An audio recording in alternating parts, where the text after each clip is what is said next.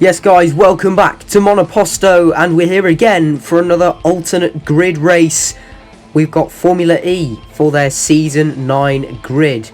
As you can see, new teams, Neon McLaren, Maserati, team rebrands like DS Penske. It's been a huge reshuffle with lots of drivers moving teams. To be honest, I'm very excited for this new season. This might probably well end up being the first season of Formula E that I watch in full, because I think it's got heaps of potential to be very exciting. And I'm doing this again because I said I would in the last video, and also because the last video proved to be very popular, so thank you very much for the support on that. When I did MotoGP, I've had a couple of suggestions for races that I could do in the future, although I think I might almost consider starting my next season of F1 2016 soon, so yeah, we might have to wait a little bit longer for that. Anyway, we digress to today's video. We're going to be doing a race around Monaco, and we're going to be driving as the Neon McLaren of Jake Hughes, because we know Formula E is just so famous for the street circuits that it uses, and Monaco's best represented in this game. Welcome to the grid of the Monaco Grand Prix. We're going to be doing just a quick race. There's no really expectations. I just want to see, the main priority of these videos, to be honest, is not even the race. It's just to see what these cars look like on track. That's the main reason why I do them. I just like the idea and the concept of having different teams, different liveries on the grid. As we now go green in Monte Carlo, as Jack Nicholls would say, and that's an absolutely shocking start from me. I was completely off the board there as we head through Saint Devots. However, we have made up a couple of places on the inside line. We're now going wheel to wheel with Nick Cassidy in the Evision.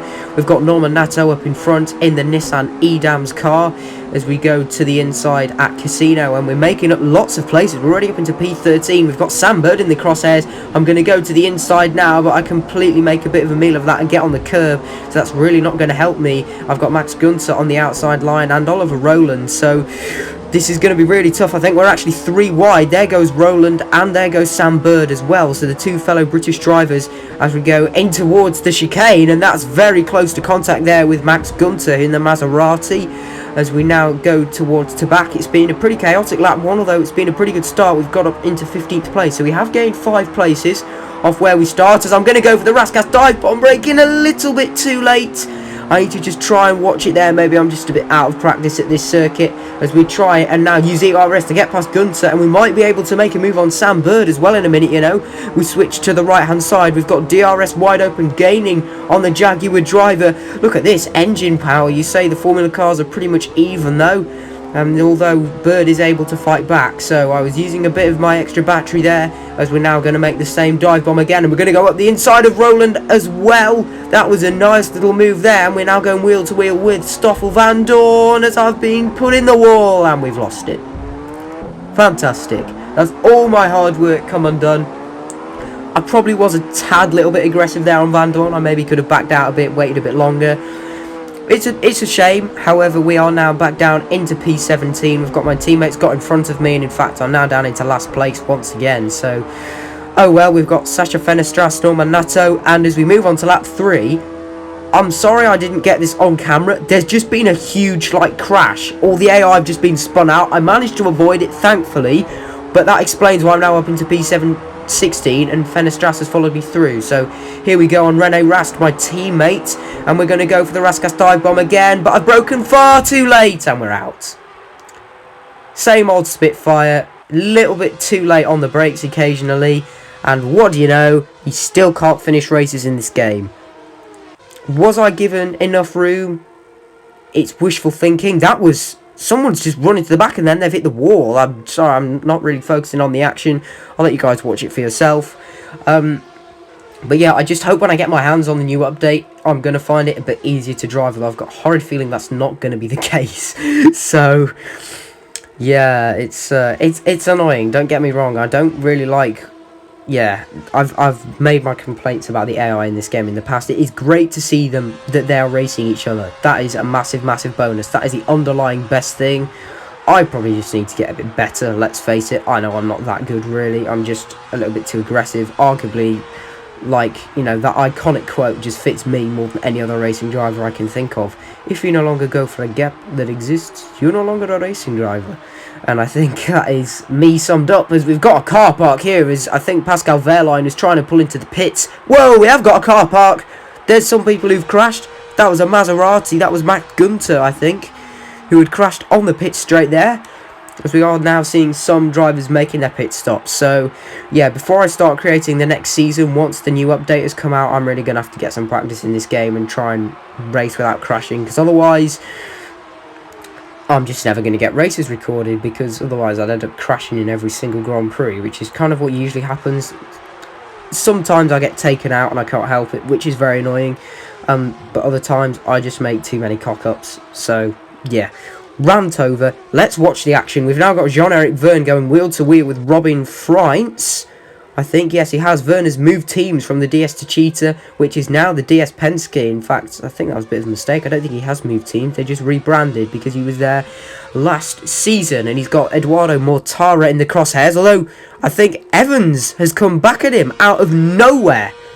As we're now watching Lucas Di Grassi fighting the two Avalanche Andretti drivers. That's Jake Dennis, Andre Lotterer. Dennis is going to try and go for the move on the outside of Tabak here. However, the Brazilian driver is going to close the door as they head through the swimming pool chicane. Oh, we're now watching Roland and Nick Cassidy. The Mahindra versus the Envision. The green Envision car goes to the inside and Cassidy gets the move done. So the Kiwi making progress up the order. We're now on to lap number 9 and we're watching Oliver Roland again. This time he's looking to go for a move on Rene Rast. But then Max Gunter comes out of nowhere in the blue Maserati. He's going to go to the outside of Rast. He can't get that move done. And then Roland is going to try and fight back. Oh, this is what I mean. If you do like nearly equal cars, equal powers, you do get some fabulous racing. And Gunter has gone to the inside of Rene Rast and he has got the move done. So, but then they just pull straight into the pits. I don't get what the point of doing that was if you're just going to pit. But I guess that's sometimes the way AI work. You see it in all the F1 games, not just this one, as Gunter rejoins in P16. At the front end of the field once more, we're watching Dennis and Sebastian Buemi. We've now just flicking through the various camera angles. We've got Nato and Gunter once again. I've mentioned Max Gunter far too many times. Whoa, we've got Roland in the wall. What's happened here? Oliver Roland's crashed. I don't know how that happened, but he's managed to get going again. But he's now last, and he's a long way behind Sacha Fenestras, who's the driver in front. As we cut back to Sam Bird, the British driver is now running in 10th place. He's got Lotterer on his tail, so we're now, again, we're just watching the game, just casually flick the cameras back to where the battles are. We're following Stoffel Van Dorn. He's moved from the Mercedes EQ team. We're now being taken over by Maserati MSG Racing. Speaking of them, we've got their #1 driver who is leading the race, Eduardo Mortara. Almost won the championship for the last 2 seasons, although he's just fallen short. Mortara actually pulled into the pits at the end of the lap, and it's now Antonio Felix da Costa moved to the Porsche team, and he's being tailed by Mitch Evans. The Kiwi driver is going to have a look in towards Saint-Devote. Is he going to take the lead? Yes, he has. The Jaguar man has got it done. And there you go. He's managed to displace the Portuguese man at the front. He's already pulled out a gap of over a second. So he seems to have lightning quick pace on those medium tyres. So let's see if it can last. Evans has now got Mortara in front of him, although Mortara pits again on lap number 17. We're just starting now. That's a bit bizarre. The Swiss driver has got the fastest lap. We're now onto the final lap of the race though, because not a lot else has happened apart from Van Dorn going round the outside of Sebastian Buemi onto their ending their penultimate lap of the race. The lead is starting the last lap. As he comes through Raskas onto the pit straight, you've got Pascal Wehrlein in front of him. Although now we've cut back to the Nissan of Nato. He's behind Jake Dennis. No, we're back to Nico Muller. Yeah, you've just got to let the game do all the camera cycles. We're on board with Sebastian Buemi now as he's going through the chicane down towards the tunnel section. He's going wheel to wheel with the Avalanche Andretti car, but he's still not quite going to get the move done. So it looks like the Green Envision car, after all that, is going to finish outside the points.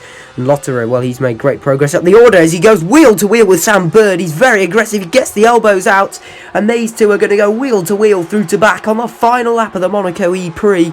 In the end, Mitch Evans has won the race. Da Costa was second by just over a tenth of a second. Freins third, Jean-Eric Verne fourth, and Mortara completes the top 5 as we come through the final corner for this pack of cars. It's Degrassi 6th, Verline 7, Bird 8, Lotterer 9, and it looks as if Sebastian Buemi will fight back to get the final point ahead of Jake Dennis.